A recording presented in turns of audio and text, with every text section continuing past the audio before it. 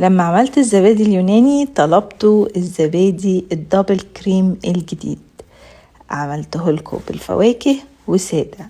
القوام كريمي، بصوا الجمال ده، انتوا لو رجتوه كده هيبقى زبدو من كتر ما هو كريمي. وكمان السادة طبقة القشطة بتاعته كانت خطيرة وكريمي.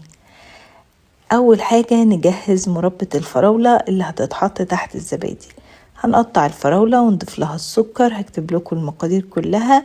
وأول ما تنزل ميتها نحط لها ملح الليمون علشان تقعد، نوزعها في الكوبايات وتسيبها تبرد على جنب. اللبن لازم يكون بلدي وقشطته حلوة. نضيف له بقى الزبادي النوع اللي تفضلوه ويكون دافي زي دمعة العين. والمكون اللي هيخليه دبل كريم هو اللبن البودرة. نقلب كويس لحد ما يدوبوا كويس قوي، وبعد كده نبدأ نوزعه في الكوبايات بتاعتنا وبالراحة علشان ما يختلطش بالمربى. ونسخن الاير فراير بتاعتنا، هتخلي التخمير اقل بوقت كتير، اتخمر في ساعتين بس.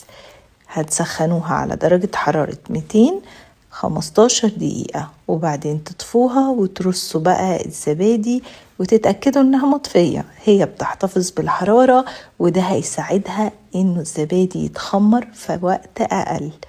تغطوه وتدخلوه بقى على التلاجة ساعتين 3 وتاكلوا منه وتقولوا لي رأيكم، وبس كده.